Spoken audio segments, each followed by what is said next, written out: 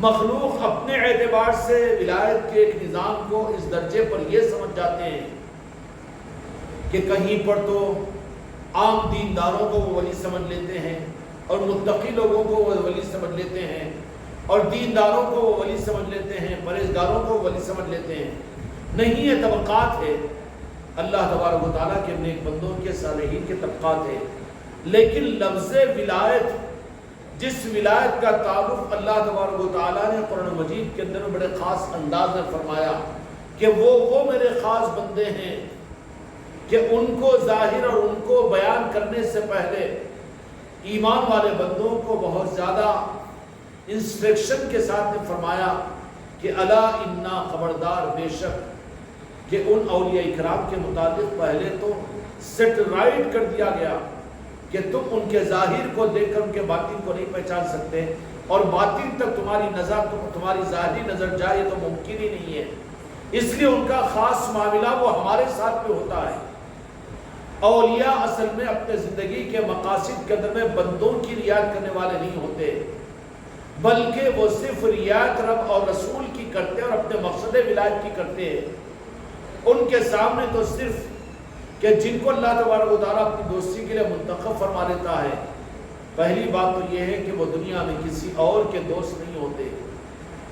ظاہری طور پر دنیا والے ان سے اس معاملے کے اندر میں دھوکہ تو نہیں کہہ سکتے، لیکن خوش فہمی میں مبتلا ہو جاتے ہیں،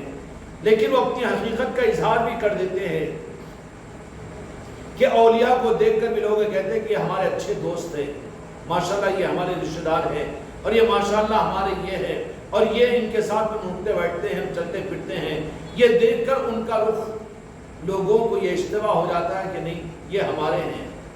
لیکن جب وہ وقت آ جاتا ہے کہ جہاں پر مقصد ولایت سامنے ہوتا ہے، تو پھر ولی جو ہوتا ہے اللہ کا دوست سب کو چھوڑ کر رب اور رسول کے ساتھ ہو جاتا ہے۔ وہ اپنی ذات کے لیے، اپنی مفاد کے لیے بھی کوئی رعایت نہیں کرتا،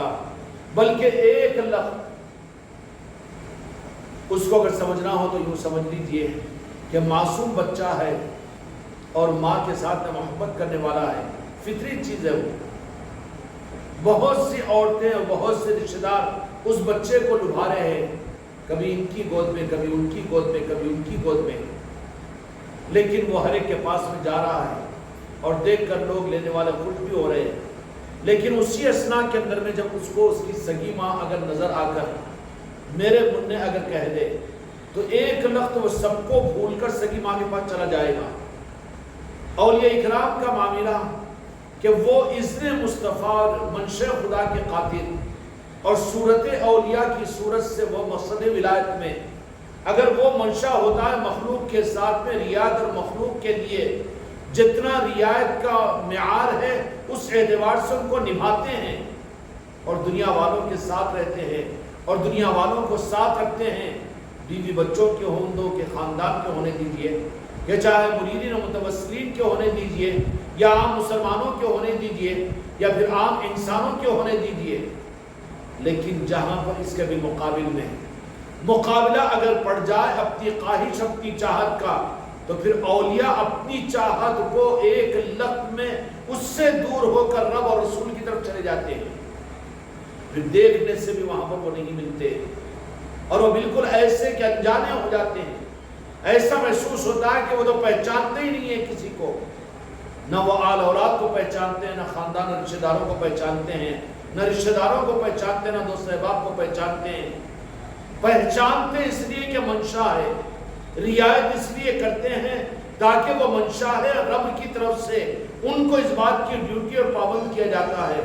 کہ ان کی رعایت کرو، ان کے ساتھ میں رہو، ان کے مفاد کے لیے یہ میرے بندے ہیں، ان کو میری طرف سے راحت ملے، سکون ملے، ان کو دنیا بھی ملے، ان کو ان کی آخرت بھی سمجھ میں آئے۔ اس کے لیے وہ اولیاء کی ذمہ داری ہوتی ہے۔ تو پھر جب تک کی تو رعایت کرتے ہیں، لیکن ذرا اس سے ہٹ کر اگر مخلوق زیادہ ان کو لپیٹنے کی کوشش کرتی ہے اور وہاں پر رب کی طرف دیکھتے ہیں کہ یا اللہ میں ان کے لیے تو نہیں ہوں، یا میرے دل سے میں ان کی طرف متوجہ تو نہیں ہوں گا، یا پھر کہیں ان کی زیادہ محبتیں میرے دل کے اندر جمع نہ ہو جائے، تو فوراً وہ رب کی طرف میں دیکھتے ہیں اور رب کی منشا کو رب کی اجازت کے ساتھ میں ایک لفظ مخلوق سے مخلوق میں رہ کر مخلوق سے کٹ جاتے ہیں. یہ اصل میں اولیاء کی پہچان ہوتی ہے. جب تک مرضی ہے رب کی وہ اپنی ڈیوٹی اور ذمہ داریوں کو پورا کرتے رہیں گے. لیکن جہاں پر رب کی مرضی، بعض اوقات وہ اولیاء اکرام کو ان کی آخری سانس تک وہ اپنی ڈیوٹی پر رہتے ہیں، اپنی ذمہ داریوں کو پوری کرتے رہتے ہیں. اس لیے اولیاء میں آپ کو اور ہم کو ایسے اولیاء بھی مل جائیں گے جو ظاہری اعتبار سے مسلمانوں میں نہیں رہے اور مسلمانوں کے ساتھ بھی سنگت اور بیٹھنا اٹھنا کم رہا، بالمقابل اور دوسری قوموں کے ساتھ وہ زیادہ رہے. اور ان کے ساتھ میں کیا مطلب ہوتا ہے؟ اب یہ تو اپنے معیار کے اعتبار سے سمجھتا ہے کہ مسجدوں میں نظر آنا چاہیے، مسلمانوں کی بھلائی کے کام کرنا چاہیے، یہ تقریر کرنا چاہیے، یہ واعظ و نصیحت کرنا چاہیے، ممبروں کو سنبھالنا چاہیے، یہ مدرسوں کو سنبھالنا چاہیے. نہیں، اولیاء جو ہوتے ہیں وہ اللہ کی منشا کے پورا کرنے کے لیے ہر لمحے میں اسی بات پر پابند ہوتے ہیں. بالمقابل اس کے وہ وقت اور وہ لمحہ آ جاتا ہے جہاں پر مقابلہ پڑ جائے مخلوق کا خالق کا، تو وہاں پر وہ خالق والے ہوتے، مخلوق والے نہیں ہوتے. مخلوق سے وہ کٹ جاتے ہیں،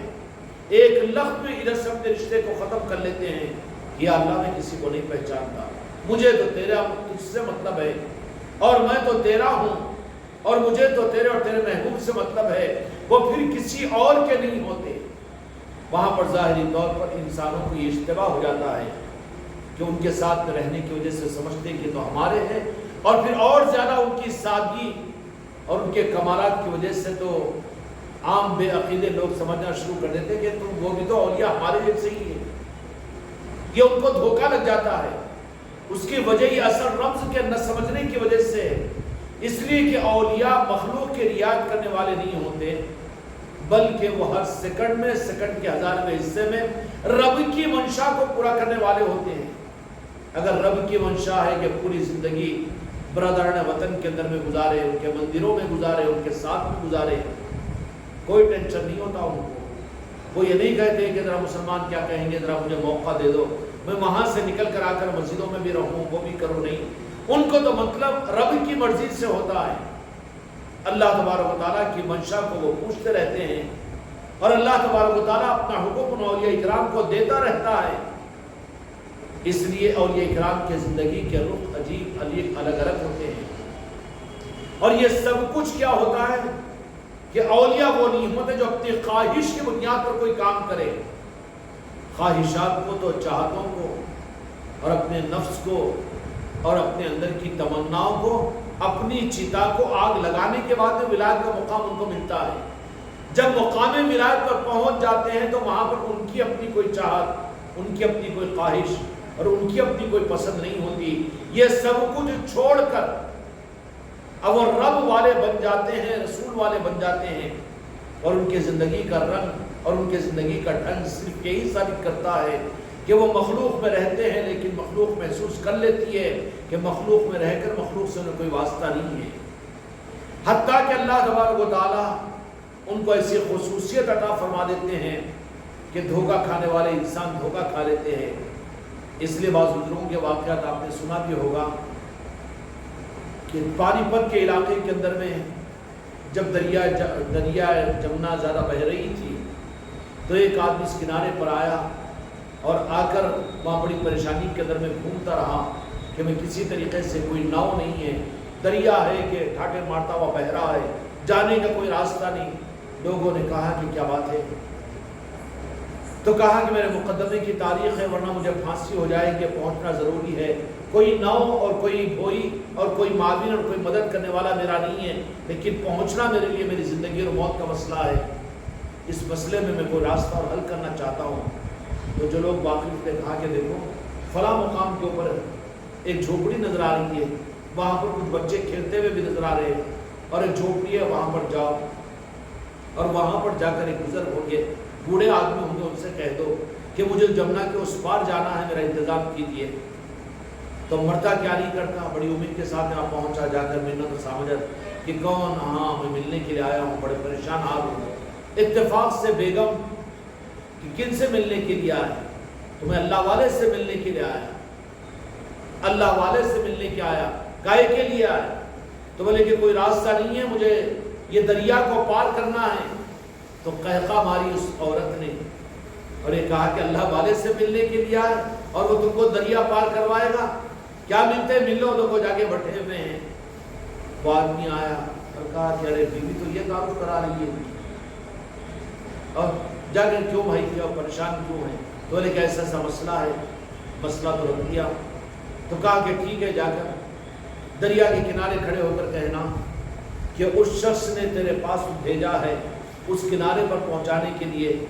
جو کبھی کھایا نہیں، کبھی سویا نہیں، اور کبھی بیوی سے تخلیہ نہیں کیا۔ تو وہ آدمی گیا دریا کے کنارے اور جا کر یہ بات کہی، اور دریا کے کنارے جانے کے بعد یہ بات کہنے پر دریا نے اس کو راستہ دے کر وہ کنارے پر وہ پہنچ گیا۔ واپس جب آیا تو آ کر بڑی عقیدتوں کے ساتھ میں کہا کہ واہ واہ اللہ والے، اور کیا آپ کی برکت سے صرف آپ کے کہنے پر دریا سے مجھے راستہ مل گیا، کیا آپ کی ولایت اور کیا آپ کی شان ہے۔ تو بیوی اندر سے آئے اور کہا کہ کیا بکواس کر رہا ہے اور کیا گمراہیت کی بات ہے کہ وہ اللہ والا کیسے ہو سکتا ہے۔ اور پھر کہنے لگی کہ اپنی ذات کے بارے میں تو تمہیں اختیار تھا کہ چاہے جو کچھ کہہ لو، جھوٹ کہہ لو، لیکن میری ذات کے بارے میں مجھے عیب کیوں تم نے لگا دیا؟ کیسے اللہ والے کہ تم نے؟ تو کہا کہ میں اللہ والا ہوں۔ تو میں نے کہاں جھوٹ کہا؟ تو کہا کہ کھاتے تو ہو 3 وقت اور روزانہ سوتے تو صحیح ہو، یہ تمہارا معاملہ تھا۔ جھوٹ تھا تو ٹھیک ہے، بات مل جاتی تھی، تمہاری ذات کا مسئلہ تھا، اچھے برے کے ذمہ دار تم ہے، لیکن یہ کہ میں نے کبھی بیوی کے ساتھ میں تخلیہ نہیں کیا، تو یہ کھیلنے والے جو بچے اس کے متعلق کیا فیصلہ کریں گی قوم؟ کہا کہ بیگم اصل میں بات یہ نہیں ہے، بات اصل میں اس رمز کو نہیں سمجھ سکی تو کہ میں نے جو کچھ کہا کہ کھایا نہیں اور کبھی سویا نہیں، کبھی تخلیہ نہیں کیا، اس کا مطلب یہ تھا کہ میں نے جو کچھ کیا ہوں وہ صرف اذن خدا کی وجہ سے کیا ہوں، اللہ کی منشا کے لیے۔ کبھی اپنی مرضی سے کھایا نہیں، اپنی مرضی سے سویا نہیں، کبھی اپنی مرضی سے تخلیہ کیا نہیں، بلکہ میں نے تو صرف اللہ تبارک و تعالیٰ کی منشا سے سب کچھ کیا۔ تو میرا وہ کھانا پینا کچھ اور بھی یہ میرا اپنا نہیں تھا، میری مرضی سے نہیں تھا، وہ اللہ کی عبادت تھی اصل میں۔ تو قریب کے رہنے والی بیوی بھی بعض اوقات ولایت کو پہچان نہیں سکتی ہے، کیوں کہ ولایت کا تعلق قلب سے ہوتا ہے، دل سے، اور وہ بڑی مخلوق کی رعایت کرنے والے ہوتے ہیں۔ بے عقیدہ لوگوں کو اولیاء کے بارے میں اسی وجہ سے غلط فہمیاں ہو جاتی ہے کہ وہ جان نہیں سکتے، اس لیے اللہ تبارک و تعالیٰ نے اولیاء کے متعلق یہ بات فرما دیا کہ تم اپنے علم کی بنیاد پر اولیاء کو نہیں پہچان سکتے، اپنے نظر کی بنیاد پر اولیاء کو نہیں پہچان سکتے، بلکہ ولایت کا نور تو قلب میں ہوتا ہے، قلب المومن عرش اللہ ہوتا ہے، اتقوا فراست المومن فإنہ ینظر من اللہ۔ اہل نظر ہی اور اہل نور ہی اولیاء کو پہچان سکتے ہیں، کیوں کہ نور سے نور کو پہچانا جاتا ہے۔ اس لیے امام سعدی کا قول ہے کہ ولی را ولی شناخت، کہ ولی کو ولی پہچان سکتا ہے۔ کیا مطلب ہے؟ کہ نور سے نور کو پہچانے گا، ورنہ نور اور جسم کے حجابات ہوں گے تو حجاب والا نور والے کو پہچان نہیں سکے گا، بلکہ وہاں پر تو اشکالات پیدا ہو جائیں گے، اعتراض پیدا ہو جائیں گے، اور وہاں پر تو آدمی عقل کو لڑانا شروع کرے گا، علم کے دلائل کو لائے گا، اور وہاں پر یہ کہے گا کہ یہ کیسا وہ کیسا، ٹاون ٹول اور ٹول ٹول ہو کر حتیٰ کہ ولایت کا انکار کرتا چلا جائے گا اور اولیاء کے نظاموں کے بارے میں منکر ہوتا چلا جائے گا۔ بالمقابل اس کے وہاں پر اپنے عقیدے کو سنبھالنے کے لیے قرآن کا سہارا لینا چاہیے، احادیث کا سہارا لینا چاہیے، کہ کیوں کہ اولیاء کے بارے میں اللہ تبارک و تعالیٰ نے قرآن مجید کے اندر فرمایا کہ وہ ہمارے برگزیدہ اور پسندیدہ، وہ ہمارے دوست ہوتے ہیں۔ اللہ نے جب دوست فرمایا تو پھر اللہ کے دوستوں کے ساتھ میں دشمنی کر کے خود کو خدا کے دشمنوں میں شامل کیوں کر لیں، برباد کیوں کر لیں؟ وہاں سہارا لے لینا چاہیے اور عقیدے کے ساتھ میں ماننا پڑے گا کہ اللہ کے دوست اللہ کے اولیاء ہوتے ہیں۔ ولی کا ہونا یہ یقینی طور پر عقیدے کے ساتھ میں یقین کرے کہ اللہ کے اولیاء ہوتے ہیں، اور پھر کہاں تھے نہیں بلکہ ہر زمانے میں قیامت تک ہوتے رہیں گے۔ اولیاء دنیا کے اندر میں اللہ تبارک و تعالیٰ پیدا کرتا رہے گا۔ ارے علم کی ضرورت ہے، دین کی خدمت کی ضرورت ہے، تو مدرسے مولویوں کو پیدا کر رہے ہیں، حافظوں کو پیدا کر رہے ہیں، اور سائنٹسٹ پیدا ہو رہے ہیں، میڈیکل کالج سے ڈاکٹر پیدا ہو رہے ہیں۔ تو پھر کیا خدا کو نظام عالم چلانا ہے تو ولایت کو، ولیوں کو پیدا نہیں کرے گا؟ ہر زمانے میں اولیاء کو اللہ تبارک و تعالیٰ پیدا کرتا ہے۔ اگر کوئی اپنے زمانے میں ولایت کا انکار کرے تو وہ اتنا پاگل اور بے عقیدہ ہے کہ خدا کے قانون پر، خدا کی قدرت پر اس کو یقین نہیں، اور بلکہ حرف لا رہا ہے کہ 800 برس پہلے تو خدا نے ولی کو پیدا کیا، لیکن اب اولیاء پیدا نہیں کر سکتے، اس لیے کہ اللہ نہیں کر سکتا۔ ہر زمانے میں اولیاء رہیں گے، اس لیے قرآن مجید میں حکم دیا کونوا مع الصادقین، کہ تم سچوں کے ساتھ میں رہو۔ سچوں سے مراد یہاں پر اللہ کے نیک اور سچے بندے اولیاء ہیں۔ رہنے کا حکم اللہ نے کیا دھوکہ دیا مسلمانوں کو؟ رہنے کا حکم دیا تو اس کا مطلب یہ ہے کہ سچے لوگ اور اللہ کے دوست رہیں گے، لیکن حکم یہ دیا گیا کہ تم کو پہچاننے کی کوشش کرو اور ان کے لیے طلب کرو اور خدا سے مانگو، ان کی صحبت کو اختیار کرو اور ان کے پہچاننے کے لیے جستجو اور محنت کرو، اور رب العالمین سے مانگو کہ یا اللہ تیرے نیک بندوں کی پہچان ہمیں عطا فرما، تیرے نیک بندوں کی صحبت ہمیں عطا فرما، تیرے اولیاء سے ہماری ملاقات کروا دے۔ جب یہ تمنا اور چاہتے ہوتی ہے تو اللہ تبارک و تعالیٰ پھر ایسے بندوں کو اولیاء سے ملاقات کرواتا ہے۔ دو جہاں کے مالک میرے آقا نے مسجد نبوی کے اندر میں ایک مرتبہ صحابہ اکرام رضوان اللہ تعالیٰ علیہ مجمعین کے بارے میں، مشکات کی ابن ماجہ کی روایت اور صحیح کی حدیث کی مشہور حدیث ہے یہ، کہ ایک مرتبہ اپنی امت کے اولیاء کا تذکرہ فرمایا کہ قیامت کے میدان کے اندر میں بعض ایسے چمکتے ہوئے 14ویں رات کے چاند کی طرح سے ان کے چہرے ہوں گے، وہ انبیاء اور رسول بھی نہیں ہوں گے، انبیاء اور رسول بھی نہیں ہوں گے، لوگ ان پر رش کریں گے اور سوال کریں گے کہ کیا اس زمانے کے نبی اور رسول ہے؟ تو جواب دیا جائے گا کہ نبی اور رسول تو نہیں ہے۔ کہا جائے گا کہ پھر کون ہے؟ تو کہا جائے گا کہ یہ اللہ تبارک و تعالیٰ کے وہ اولیاء ہے جو دو جہاں کے مالک میرے آقا کی امت اور آپ کا عشق کی نسبت انہیں ملی دی ہے۔ مفہوم عرض کر رہا ہوں۔ تو صحابہ اکرام رضوان اللہ تعالیٰ علیہ مجمعین نے جب اولیاء کی تعریف سنی،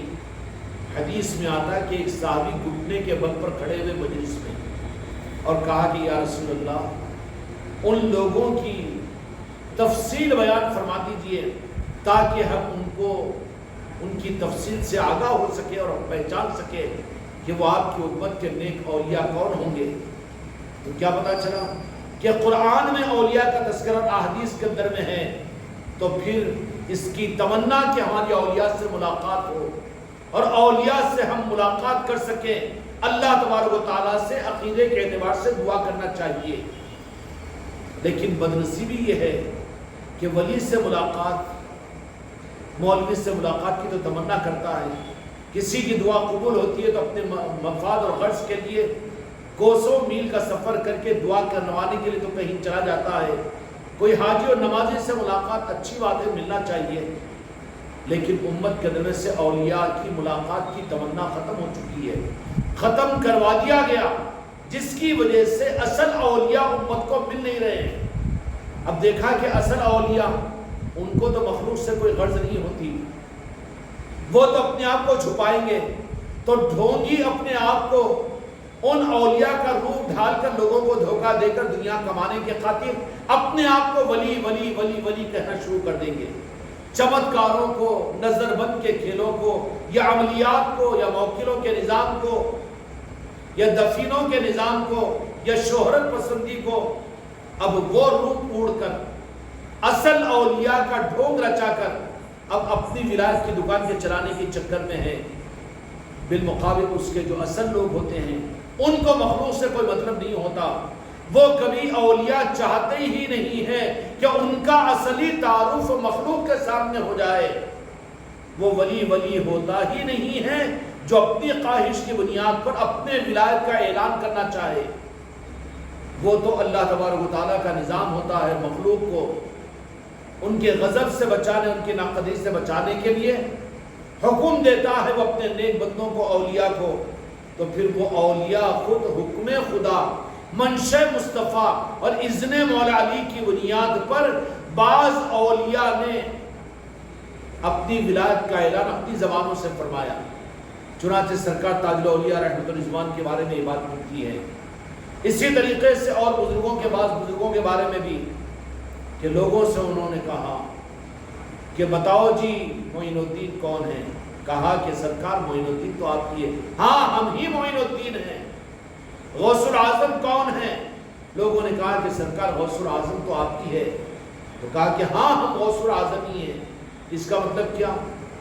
اس کا مطلب یہ نہیں تھا کہ آئینہ ہے، چہرہ تو غوث العظم کا نظر آ رہا ہے۔ اولیاء پاک آئینہ ہوتے ہیں، ان کے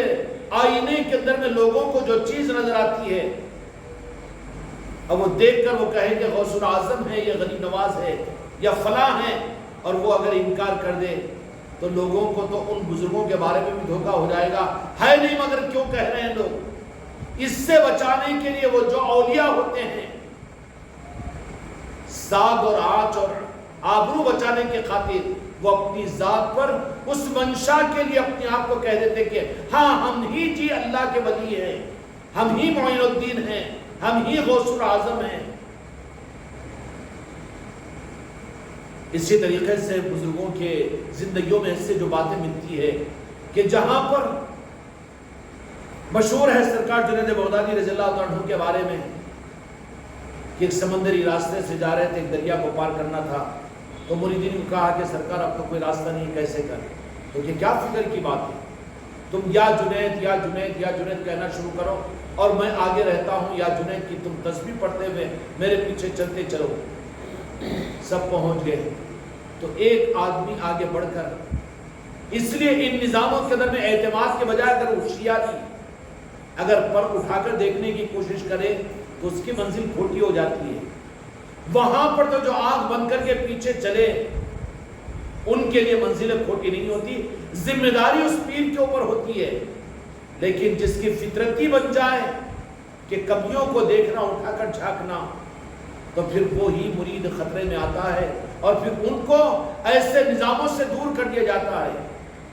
سرکار جنید بغدادی رضی اللہ عنہ کے قریب پہنچا تو دیکھا کہ سرکار جنید بغدادی رضی اللہ عنہ اللہ تبارک و تعالیٰ سے مراقبے میں باتیں کر رہے، یا اللہ تو ہی تو ہے کائنات کا مالک، میں تجھی تو یاد کرنے والا ہوں، تو ہی تو ہے میرا رب، اللہ ہی اللہ، پتہ نہیں کیا کہا۔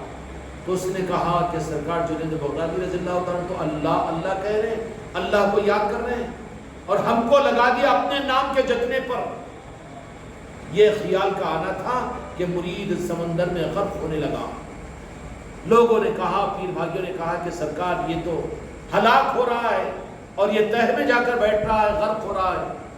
بال پکڑ کر نکالا سرکار جنید بغدادی رضی اللہ عنہ نے فرمایا، ایسے ہی واقعہ میرے سلطان مرید خواجہ خواجگان کے بارے میں ملتا ہے تاریخ کی کتابوں میں۔ بال پکڑ کر نکالا اور کہا کہ کیا ہوگا کہ تو کیوں ڈوب رہا ہے، سب تو چل رہے ہیں۔ کہا کہ سرکار قصور میرا یہ ہے کہ میرے دل میں یہ خیال پیدا ہوا کہ آپ تو اللہ اللہ کہہ رہے ہیں اور ہم کو آپ کا نام لینے پر آپ نے لگا دیا، تو میرے دل میں یہ وسوسہ پیدا ہوا اور میں نے بجائے سرکار آپ کا نام لینے کے اللہ کا نام لیا۔ تو سرکار جنید بغدادی رضی اللہ عنہ نے فرمایا کہ اے نادان، کہ جنید کو تو جان جو جنید کو نہ جانا، جنید کے اللہ کو کیا جانے گا تو؟ معین الدین کو جو نہ پہچانا، معین الدین کے رب کو تو کیا پہچانے گا؟ اس لیے کہ پیر کامل اور اولیاء امت کو سنبھالنے کے لیے ہوتے، ڈبانے کے لیے نہیں ہوتے۔ جب امت اولیاء کا سہارا لے لیتی ہے، یا غوث العظم کہتی ہے یا غریب نواز کہتی ہے، تو پھر یہ سمندروں کی کشتیوں کے مانند کی طرح سے ہوتی ہے کہ یہ سمندروں کے اندر میں پار لگنے والی کشتیاں ہوتی ہے۔ اس لیے میں آقا نے اشارہ بھی فرمایا کہ اہل بیت میری امت میں اولیاء کشتی نوح کی طرح سے ہے۔ کیا مطلب ہے؟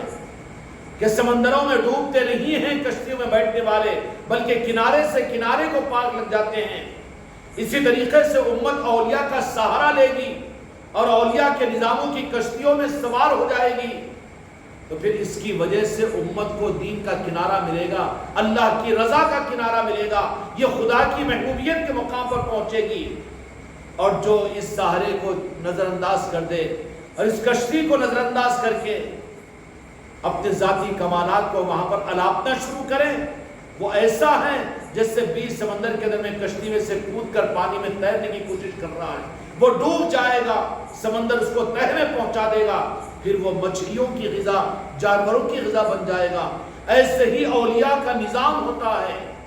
امت کے لیے۔ یہ اولیاء کا نظام،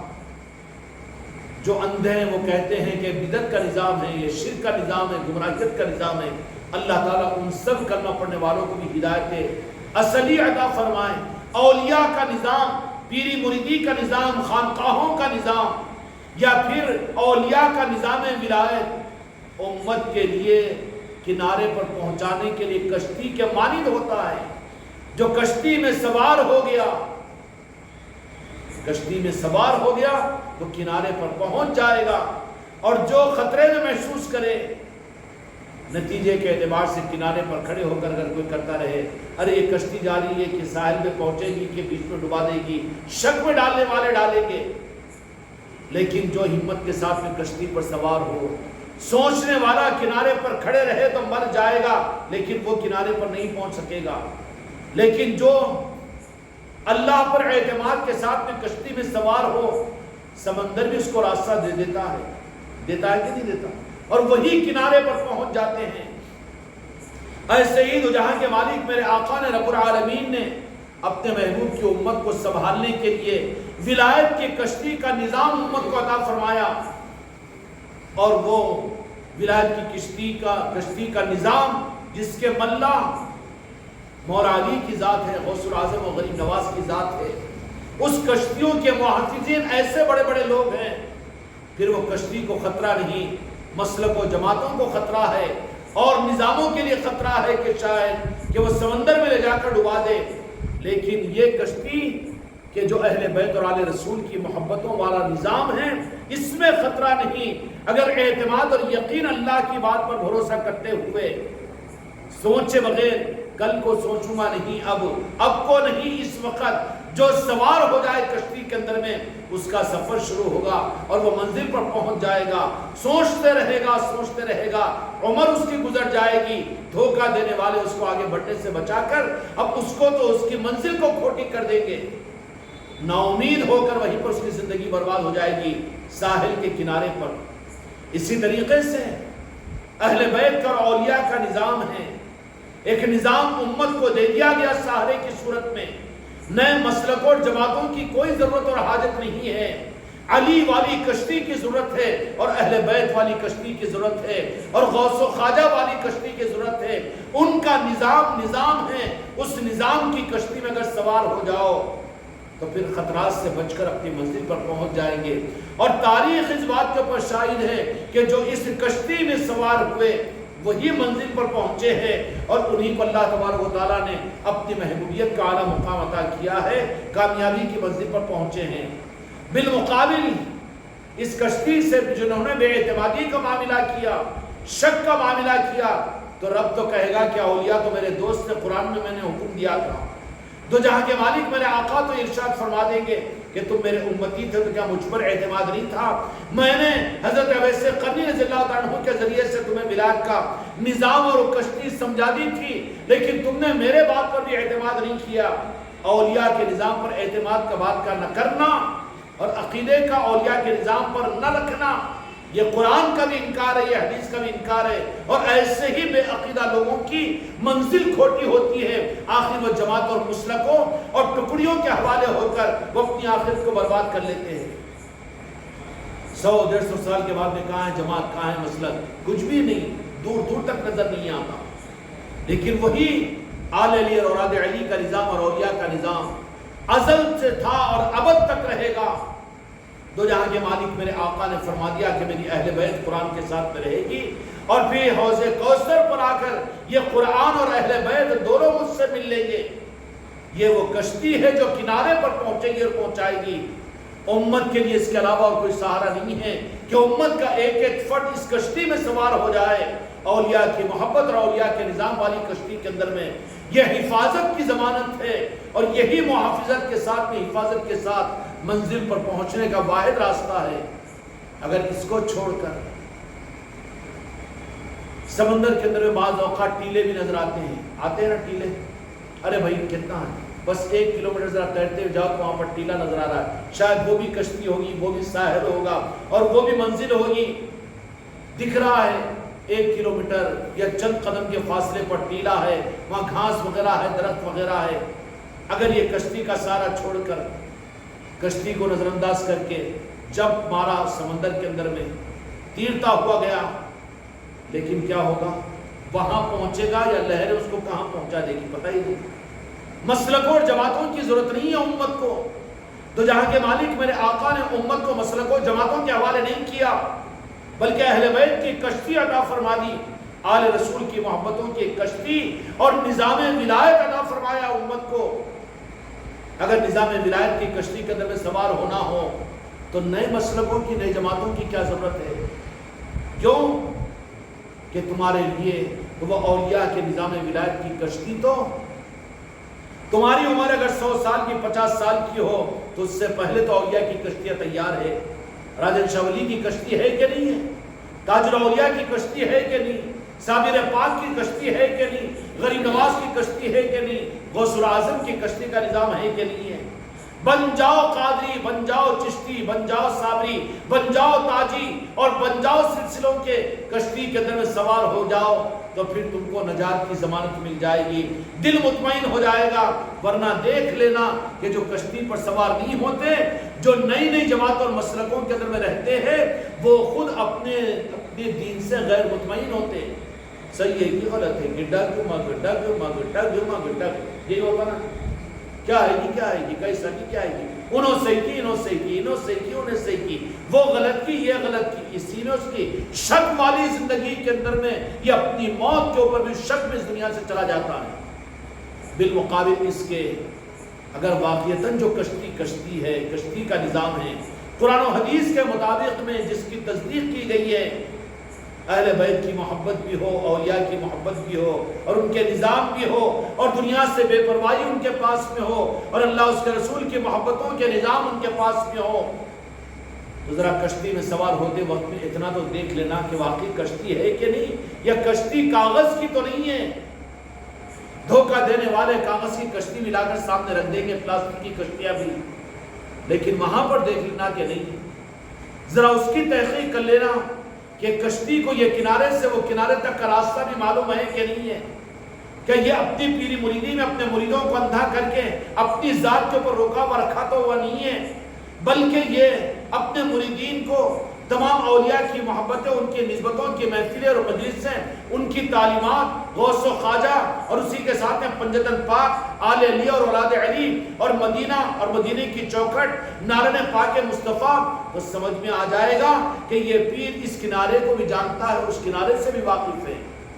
اور جن پیروں کے پاس میں بس ہم ہی تمہارے لیے سب کچھ ہے، تم کو کیا کرنا ہے، کچھ بھی نہیں، نماز نہیں، ہم تمہارے ذمہ دار، تمہاری قبر میں ہم آ جائیں گے، اور تمہاری دنیا کے معاملات میں تمہارے کو فکر نہیں، ہم وہ ایک تعویذ دے دیں گے مسئلہ۔ ایسے بھی کاغذ کی کشتیاں آئے گی سامنے، پلاسٹک کی کھلونوں کی کشتیاں سامنے آئے گی، وضع بن کر آئے گی۔ اگر غلط فہمی سے اس کی قسمت اس نے اللہ پر اور اللہ کے محبوب سے، آل علی اور اولاد علی اور اولیاء سے نہیں مانگا، اور غلطی سے اس بناوٹی کشتی میں بہت اچھل اچھل کر بیان کرنے والے ہیں مولانا، اور ماشاءاللہ سرما لگا کر بڑے صافے ہرے بن کر، چھلے اولے 2 4 10 20 پہن کر ہی ہا کرتے ہوئے کہ ایسے پیر کا تو مرید ہو جانا چاہیے، گیا کہ یہ تو تحقیق کر کہ یہ کشتی اس کنارے سے وہ کنارے پر پہنچتی کہ نہیں، یہ کنارے پر تو موجود ہے لیکن اس کنارے سے واقف ہے کہ نہیں، اس راستے کے سفر سے بھی واقف ہے کہ نہیں، یا کہیں درمیان میں تجھے چھوڑ نہ دے گی۔ چھوڑنے والی کشتی کی پہچان کیا ہوگی؟ نہیں نہیں نہیں، تمہیں غوث و خواجہ سے کیا کرنا ہے، وہ چھٹی شریف کیوں کرنا، اور وہ غوث پاک کی تعلیمات کے بارے میں کیوں کرنا، تم کو کیا کرنا ہے، تم مرید ہے، چل ٹوکرے میں ڈھانپ کے رکھتا ہوں، خالی انڈا دے، مرغی کو ٹوکرے میں ڈھانپ دینا چاہیے انڈا لینے کے لیے، انڈا دے دیا اکال دیتے۔ مرید کو اپنے کام کے لیے، اپنے پیر دبانے کے لیے اور اپنا نذرانہ وصول کرنے کے لیے یا اپنا بیان سننے کے لیے بلایا، اس کے بعد پھر ادھر مرید اور یہ ادھر، تو یہ ہو سکتا ہے کہ یہ کنارے سے وہ کنارے تک کی اگر پہچان اگر نہ ہو تو پھر وہ کشتی اصل کشتی نہیں ہے، بلکہ ہو سکتا ہے کہ وہ بناوٹی کشتی اور پلاسٹک کی اور کاغذ کی کشتی ہو کہ خطرے میں پڑ جائے گا۔ کشتی میں سوار ہونے والے کم از کم اس بات کی تحقیق کر لیں یہ تو ذمہ داری ہے کہ ان کی سانسوں میں اولیاء اکرام ہیں کہ نہیں، تاج الورا ہے کہ نہیں ہے، اور ان کے ذوق میں صابر پاک ہے کہ نہیں، اور ان کے کہنے اور سننے اٹھنے بیٹھنے کے اندر میں غوث اعظم ہے کہ نہیں، اور یہ بھی ہے لیکن اس کے ساتھ میں پنجتن پاک آل رسول اہل بیت ہے کہ نہیں۔ نہیں وہ نہیں کہنا اس لیے کہ وہ تو شیعہ اور رافضی کہہ دیتے، تو سمجھ لینا کہ کاغذ کی کشتی دھوکہ ہے، یہ اس کنارے پر واقف نہیں ہے، اس لیے کہ پیر سے کشتی چلتی ہے تو کنارہ جو ہے نا منزل کا وہ پنجتن پاک ہے، اور جو پنجتن پاک کے نہیں وہ شیعہ اور رافضیوں کا طریقہ ہے، وہ ان کے نامہ زیادہ نہیں لینا، وہ شیعہ اور رافضی کہتے ہیں، تو سمجھ لینا کہ یہ پلاسٹک کی کشتی ہے، درمیان میں سمندر میں ڈبا دے گی۔ کنارے کے واقف ہے کہ نہیں؟ جو کنارے سے واقف ہے تو وہ تو ہمیشہ منزل پر نظر رکھ کر اپنے سارے سفر میں تو منزل کو سامنے رکھے گا۔ کنارہ کیا ہے ولایت کی لائن کا؟ خدا کی قسم ولایت کی لائن کا کنارہ جو ہے، جو ساحل ہے، وہ پنجتن پاک کی ذات ہے، مولا علی کی ذات ہے، امام حسن و امام حسین ہے، اور سید کائنات کی ذات ہے۔ یہ ساحل کا کنارہ ہے سمندر کا، طریقت کے سمندر کا یہ کنارہ، ایک کنارہ شروع ہوتا ہے پیر کی ذات سے، اور یہ کشتی چلتے ہوئے دوسرے کنارے پر جو پہنچتی ہے وہ پنجتن پاک پر پہنچتی ہے، وہ دوسرا کنارہ ہے جو منزل کا ہے، وہاں پر اترتے ہی پنجتن پاک اس منزل پر آتے ہی پھر نالے پاک مصطفیٰ رہتی ہے، وہاں تو حقیقی منزل مل جاتی ہے۔ لیکن جس کو بیر ہو جائے، نہیں اتنے بڑے باتیں نہیں کرنا، شیعہ رافضی ہو جائیں گے کہ چکروں میں آ جانا، وہ تو سمجھنا کس کی کشتی کاغذ کی ہے، پلاسٹک کی ہے، درمیان میں دھوکہ دینے والی ہے، کیونکہ کنارے سے اس کنارے سے یہ واقف ہی نہیں ہے، وہ تو یہی سمجھ رہا ہے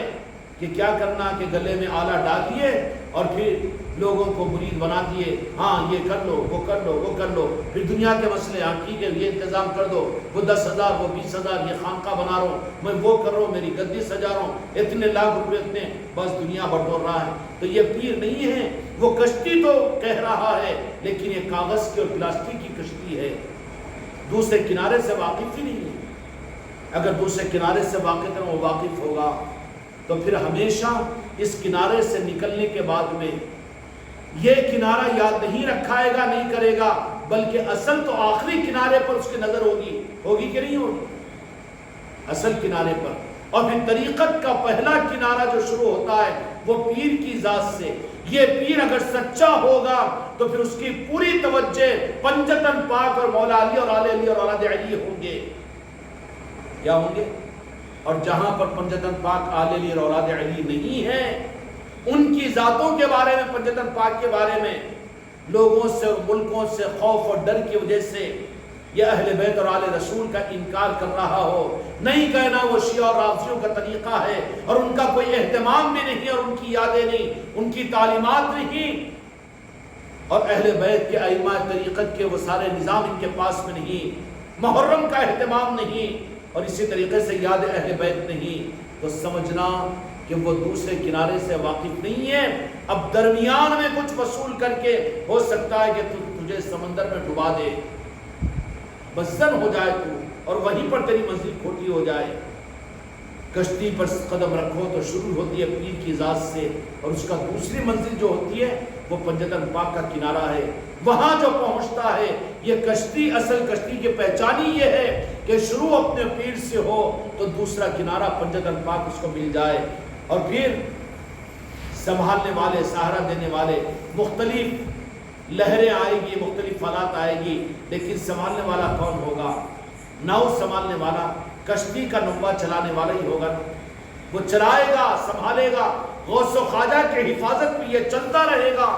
تمام اولیاء کی حفاظت میں چلتا رہے گا، اور جب سمندر کا کنارہ آئے گا تو پنجتن پاک کی محبت کے لے جا کر ان کی بارگاہ میں پیش کر دے گا، آل علی اور اولاد علی کے پاس سے پہنچا دے گا۔ وہ اس سمندر کے اس کنارے سے پیر کے ساتھ چلا اور ساروں کی مدد کے لیتے ہوئے سمندر کو سر کیا اور پورا سفر کیا اور اپنی منزل کے اس کنارے پر پنجتن پاک کی بارگاہ میں پہنچ گیا۔ یہ ہے طریقت کے اس سمندر کا کنارہ، جو ادھر کا ہے وہ تو پیر کی ذات ہے، لیکن ادھر کا کنارہ پنجتن پاک کی ذات ہے۔ اللہ تبارک و تعالی ہم کو اور آپ کو، ساری امت کو ان نظاموں کی حقیقتوں کے سمجھنے کی توفیق عطا فرمائے، اور پھر اپنے آپ کو ان نظاموں پر استقامت کے ساتھ جمانے کی توفیق عطا فرمائے، بحق لا الہ الا اللہ۔